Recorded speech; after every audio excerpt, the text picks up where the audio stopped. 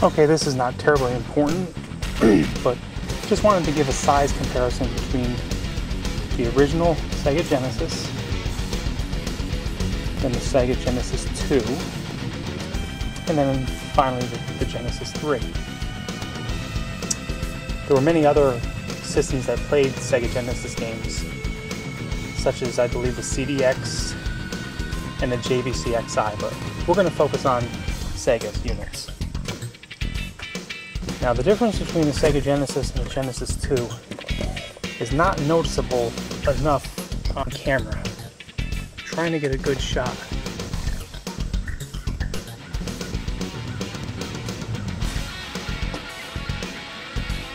Obviously, that's the Sega Genesis II. Obviously, the original Genesis is bigger, but it's also bulkier. The Genesis II is very low. Here's a good shot. I'm sorry it's taking me so long. I'm just trying to create an accurate camera angle that gives a true size comparison. There it is. There's a better shot. Okay? I know I'm mumbling on, but the reason is because when I show you like this, it doesn't show you the size difference. It only shows you the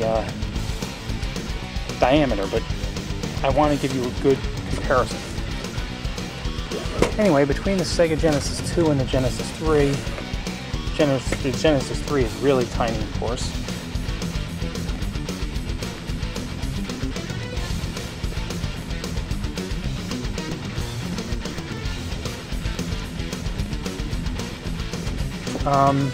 Now,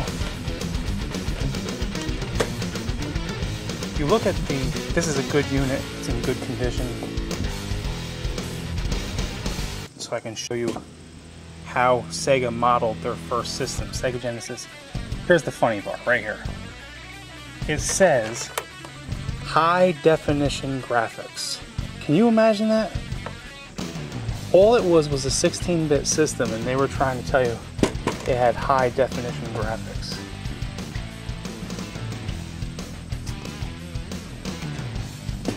Did have volume control for microphones, or I mean headphones, sorry. It was a very efficient system. It was my favorite system in the end because the main reason is because you put games in, you flipped on the on button, and the game started up instantaneously. There were no, for the first couple of years, there were no copyright notices or anything like that. So it was a game player's paradise.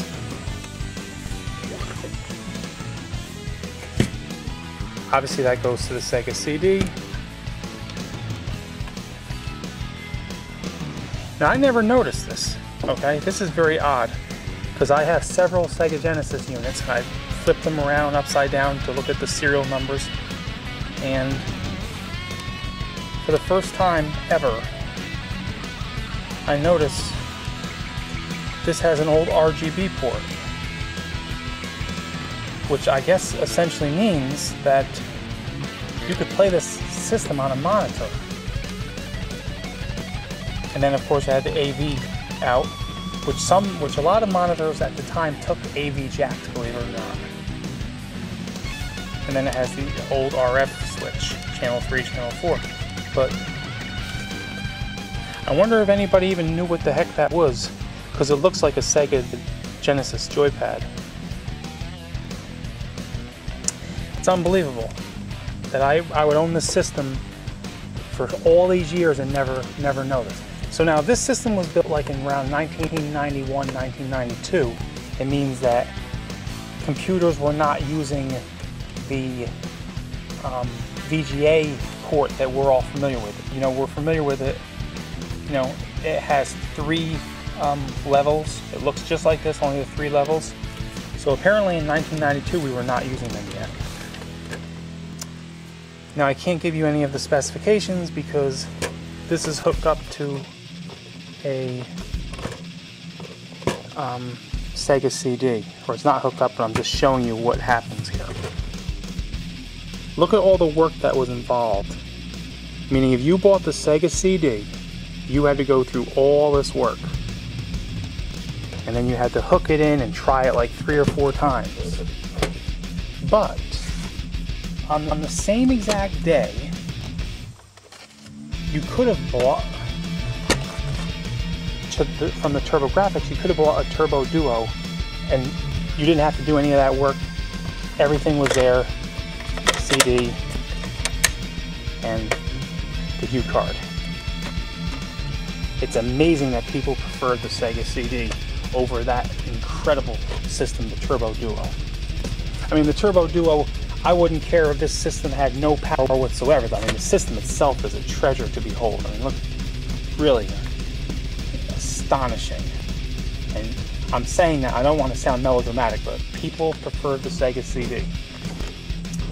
Okay, here's the Genesis II. You can see it's a little thin compared to, you see the Genesis, the original Genesis is thicker.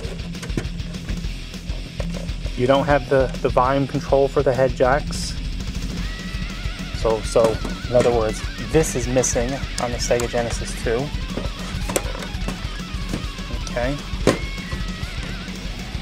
It's got the smaller AV out, which is very controversial because now we had to buy new AV jacks that didn't work on the other system. Obviously, you'll see that there is no RF switch and there's no RGB port. So this really was downsized by every aspect. Okay. This is the model MK1631. Sega of America, made in Taiwan.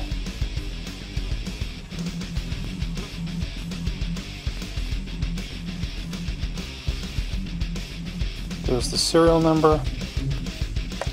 I have another Sega Genesis II right here. We'll just confirm that it gives the same information.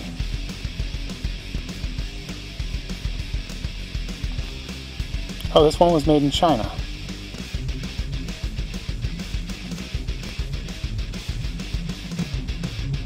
Notice how it says use 2103 Sega Genesis AC adapter only. Basically, all these Sega units, including the Sega CD, their adapters were not compatible with each other. But they would fit each other.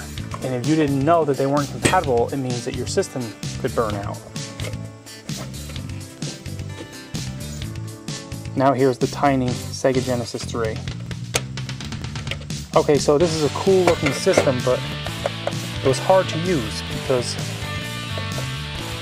every time you put a cartridge in and took it out, the whole system would raise.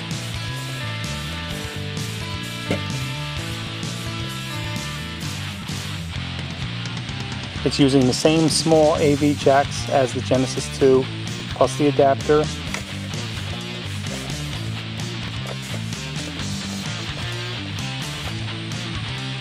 No RF switch, no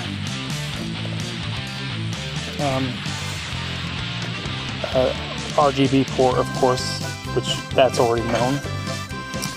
This is called the MK1461. 0.3 amps, 10 volt, assembled in Mexico.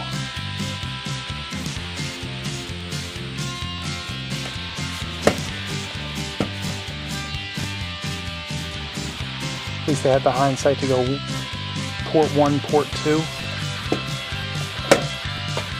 So there you have it. Sega Genesis 3. And there's the Turbo Duo. Okay, sayonara.